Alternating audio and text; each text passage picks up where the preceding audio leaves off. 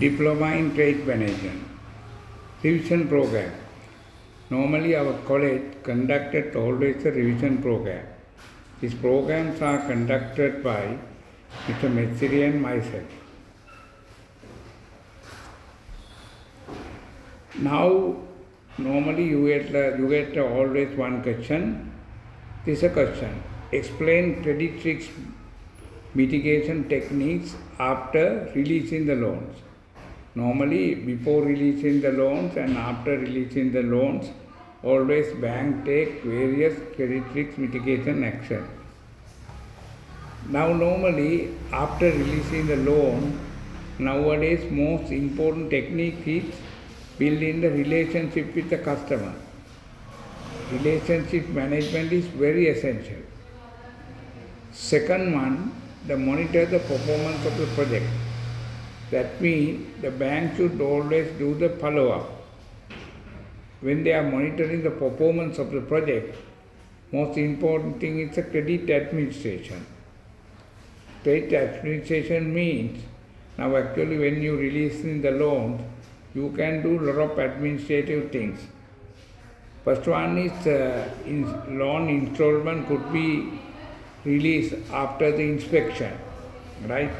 After inspection, then partly you can release the loans.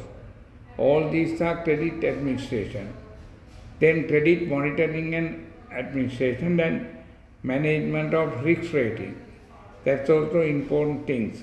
When you are doing follow-up, sometimes there are credit risks. If the A-grade customer might deteriorate as a B-grade customer.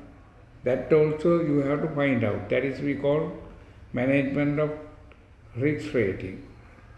Another one is, now the loans are, sometimes if the customers are not paying the loan in time, you have to do the strategic restructuring. Normally all banks try to do the financial restructuring. Before that, actually the bank should do the strategic restructuring. That means that the bank should see whether he has a sufficient funds or sufficient cash flow to pay the loans and loan installment and interest. So sometimes you have to streamline his business. You have to sometimes tell the customers, right? In this business, sometimes you must close the business areas which are not profitable, right? And sometimes you must inform the customer, right? You restructure your business, right? And development of your efficiency development program. Like that, you must always with the customer do the strategic restructuring of the project. Then only you should start the financial structuring. That means financial restructuring means see his even the loan is performance category, right? Now sometimes the customer is not able to pay the loan installment. You can arrange some program, right, according to a financial his cash flow. You can do financial restructuring. Next one is if the loan is not paid by the customer in time, or if it is transferred into the non-performing, then what you can do is you can reschedule the loan. When you are rescheduling, you must prepare the new program for the pay the loan installment. But only most important thing, if they are rescheduling the loan, you need the customer's request. Without customer request, don't do the rescheduling. And same time when you are rescheduling, when you decide this loan installment and everything, you must see whether he has the sufficient cash flow to pay the rescheduling amount. Otherwise, this rescheduling program not get success. Then next one is rehabilitation of sick business unit. That also most important thing.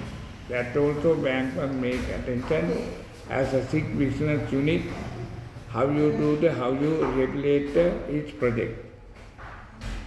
And sometimes, another thing, bank always, when the loans, after the loans are being granted, Bank always find out before putting the non-performing. Bank should estimate the probability of default. See what are the signals you can understand. Likewise, the bank should always make attention whether each customer have a ability to pay this loan. Is there any probability of default? If you think the probability of default is there, estimate and you must prepare a watch list. That means bank should know before transferring to the non-performing, bank should have an idea that loan might go to the non-performing. That is why you put into this loan into the watch list and do the follow-up.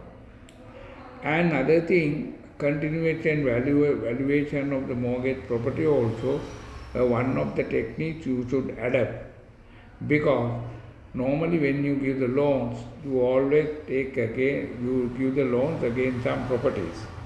So sometimes look at these properties, what will be happen, whether its valuation are decreasing or increasing. That is why continuous valuation of the mortgage property is very important. Right? Another thing, nowadays, earlier there was a loan loss provisioning. Now you don't find loan loss provisioning.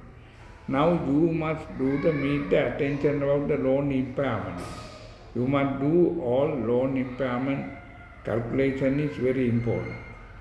If all the actions are not really works, what you have to do? You have to realize the property, realization of collateral, and take legal action like the final thing that the bank could do. But one thing, even the bank has taken all the securities. All the loans recovery depend on how do you maintain the relationship with customer, and how do you do the that rehabilitation, and how do you do the reschedule, and how do you do restructure. All things are very important before making attention to take the legal action. Thank you very much. I am Gamage. I am the Managing Director, IFB College.